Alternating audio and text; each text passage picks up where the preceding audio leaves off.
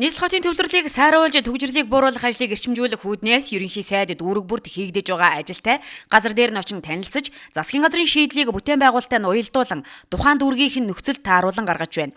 Баянзүрх дүүргийн хувьд нийслэлийн хамгийн олон хүн амтай дүүрэг. Тус дүүрэгт байрлах Нарантуул Дүнжин гараг худалдааны төвийн авто замын уулзуур хамгийн их ачаалттай хэсэг.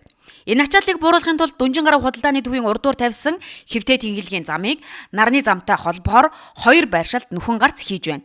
Харин Жанжин клуб орчимдох нүхэн гарцыг ашиглалтанд оруулахад бэлэн болжээ. Үүний зэрэгцээ олон улсын Нарантуул худалдааны төвийн баруун урд талын уулзуурт нүхэн гарцхийн ингэснээр нарны зам болон Нямянжуугийн гудамжны ачаалал 30-40% буурна гэж тооцож байгаа юм байна. За цаашид хит төвлөрлийг сааруулахын тулд хотын зах руу бараа тээврийн логистикийг нүүлгэх асуудалч тусгагдаад байгааг энэ үеэр танилцуулж байлаа. За энэ уулзуур дээр бол ерөөсөө ингээд урагшаагаа явдаг, хойшоогоо явдаг, баруунаас зүүн тийшээ явдаг маш олон чиглэлний давхцал бий болдог. За ялангуяа Нарантуулын одоо энэ Нарантуул дээр байгаа хүнсний логистикийн одоо шүлжээний төв болцсон байгаа. Тэгэхээр энийг дэд төвд рүү ингээд таран байрлуулах бас боломжтой. Дээрээс нь хөдөө орон нутгийн бүх машинууд энэ ч цуглардаг. Энийг нөгөө баруун болон зүүн бүс рүү ингээд шилжүүлэн менежмент хийх юм ажлууд хийгдэж байгаа. Урт хугацаанд урт хугацаанд тийм. Тэгээд энэ замын шүлжээг үндийн яруу. Тийм ер нь тийм логистикийн төв нөгөө болгоон том замаад байгаа. Тийм. Одоогийн байдлаар бол 300 машин өдөртөө хөдөө орон нутг руу нөгөө тээвэр хийхэд энэ ачаа бараагаа цуглуулдаг. 300 машин өдөр болгоо. Тэгээ 300 машинд ойролцоогоор нэг 10,000 машин тэгээд нөгөө бараагаа төвөрлж ачаалдаг, хоримтлуулдаг, эндээсээ ингэ явдаг. Тэгэхээр баруун бүс дээр бол одоо жишээ автохудалдааны төв дээр баруун бүсийн логистикийн төвийг байгуулах боломжтой. За зүүн бүсийг бол налаах руу шилжүүлэх боломжтой. За ингэснээр бол бас тодорхой хэмжээнд ачаал буурна. За энэ өндөр ачаалалтай нэмэгдээд нөгөө сургууль цэцэрлэг ороод ирэхээр зэрэг энэ хаваар нөгөө хятарчлэгтэй учраас нөгөө хүүхдүүдэд тээвэрлдэг. Одоо маш хэмжээний хөдөлгөөн үүсдэг. Тэгэхээр энэ хотын маань хамгийн өндөр ачаалалтай бүсийг хамгийн өндөр ачаалалтай. Хятарчлэгтэй, ажлын байрны нөхцөл бас давхцал ихтэй. Дээрээс нь нөгөө ачаа тээвэр логистикийн давхцал айгүй ихтэй. За хүнсний логистикийн төвгээд Улаанбаатар хотын 13,000 хүнсний дэлгүүрүүдийн гол нөгөө төгөлтийн төв зэрэг нь энэ болцсон байна. Нарантуул бид нар энэ зогсож байна одоо. Энд байгаа юм тий. Энэ чинь тэгээд энэтэйгээ яаж уялдах вэ? Ингэж холбох юм уу тий? Энэ босоо тэнхлэг нь болохоор ингээд босоо тэнхлэг энэ тий энд босоо тэнхлэг одоо байхгүй байгаа зам.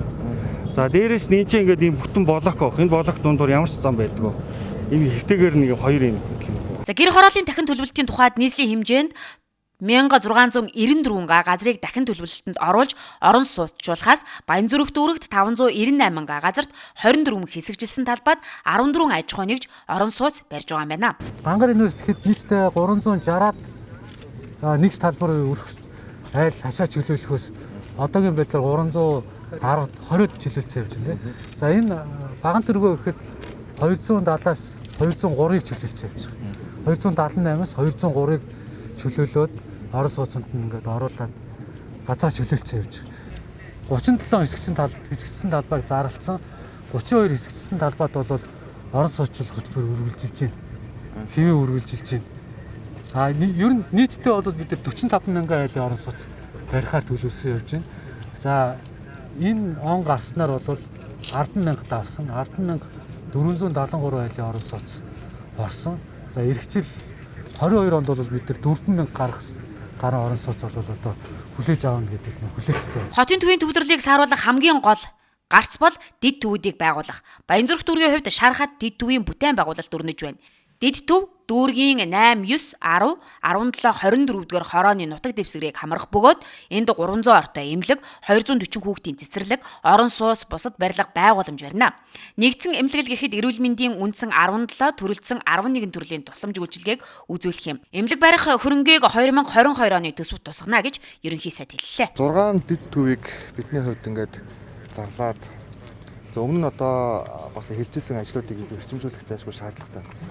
Энэ дээр бид нар улсын төсвийн хувьд одоо дэмжсэн бодлого барьж байгаа юм. За жишээлбэл энэ бол шар хад дэд төв. Энд чинь хэсэгчилсэн одоо дэд бүтцийн юм асуудлыг шийдээд за ийшээгээ төрийн байгууллагуудыг гарахыг л одоо засгийн газраас бидрээд уриалж байгаа юм. За жишээлбэл Баянзүрх дүүргийн одоо удирдлагууд эмнэлгийн асуудал тавьсан. Эмнэлгийн асуудалтай зүйн газар эрхчлийн төсөв тавьж байгаа энэ мэдээж одоо амьдралын чанартай холбоотой асуудал. Гэхдээ дэд төв дээрээ гараа гэдэг ийм одоо шаардлага тавьсан.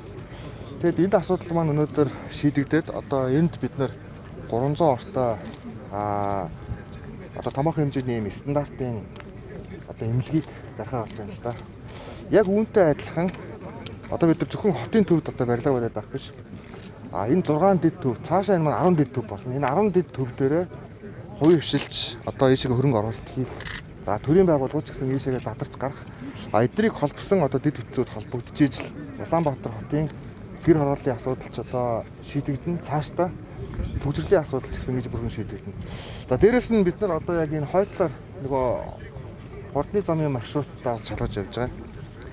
Тэгэхээр цаашаа энэ 6 төв амилна 10 дэд төв болно. За энэ чинь орон сууцчлалт хийгдэн бүтээн байгуулалтууд хийгдэн. Бусад дүүргүүдийн удирдлагуудыг ч гэсэн хэлэхэд улсын төсөв дээр дэд төвдөр байгаа хөрөнгө оруулалтыг хинтэн тавих болно. Нэг үгээр хэлбэл Улаанбаатар хотын төвд баригдаж байгаа байшингаас илүү дэд төвд рүүгээ гарсан хөрөнгө оруулалтыг дэмжих болно. Одоо оюутны засгийн газрын үед гэсэн. Тийм учраас шаардлагатай байгаа хөрөнгө оруулалтуудаа шийдвэрлэе гэвэл дэд төвд рүүгээ одоо хандах нь бол илүү одоо зүйтэй болно. Бусад дүүргийн удирдлагууд замун улсын хурлын одоо эрхэм гишүүдэд энэ үед бол уриалж байгаа. За энийг шийдвэрлэж дэмжсэн учраас энэ төсвийн реформыг дэмжсэн учраас Баянзүрхийн одоо эмнэлгийн асуудлыг улсын төсөв дээр эхэлж шийдэж байгаа. 2022 оны төсвийн хөрөнгө оруулалтыг дэд төвүүдийг хөгжүүлэх, орон сууц, сургууль, цэцэрлэг, эмнэлэг, ногоон байгууламж барьж, ажлын байр бий болгоход зарцуулах бодлогоор эмхлэгдэнэ.